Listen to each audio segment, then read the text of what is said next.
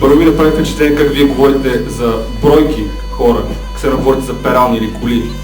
Точно това казвате. 1600, 5000, какво значение? И 500 да са. Това са хора и са изклани. Казвам се Стефан Гранчаров и съм четвърти курс история в Софийския университет. Стана дума за клането в Батак. И това е основната тема на конференцията. Вие уважавате тук, че са избити 1750 души, дори много повече по списък. Това според вас няма значение. Плюс това не е единствената колгота на българи.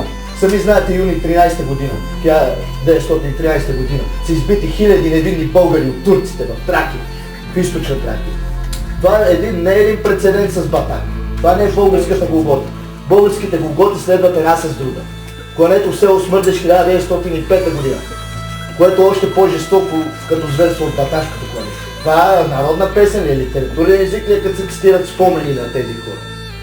Литературно ли е, когато един човек пред очите му, сестра му е изнасилена от 40 турци? Това ли е литературно? Това ли е нормално? Това ли искате да заличите от българската история? Да разказвате вици за това, защо не отидете в Германия да разказвате вици за Холокост? Защо не? Кажете ми! В Германия ще търпят ли подобно нещо? Само да ви питам. Вие говорите цивилизована, говорите за цивилизованост, за модерност. Ако в Германия говорите вици за Холокоста, какво ще стане с вас, госпожо? Невероятно ще влезете в спорта. Не съм приключил въпрос. Казахте още в началото на своето изложение, че историята трябва да бъде пренаписвана. Казахте го, нали? Да. Цитирахте. Смятате, че е така. Значи според вас трябва да бъде историческата памет в полза на някакви временни политически идеи и течения. И определена сума пари. Според вас, аз ви казвам защо говоря така. Ще ви кажа защо говоря така. Защото вие казахте, че националното в 21 век може да не е важният под въпрос. За мен то не е под въпрос. Ако за вас е, това е ваш проблем. Не знам дали осъзнателно така работите не за друг, а за интересите на Турция. За тези, които кръстуят паметник на Сюлейман Паша на Шипка. Същите.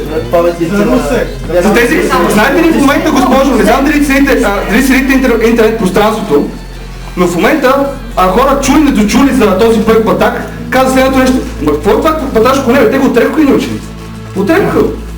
Това е резултата от вашите действия и от вашите приказки. Беше изключително неприятно да Ай, до друг може да ви кажете много толерантни, защото ако той е станал пример в някоя друга страна, ще те много.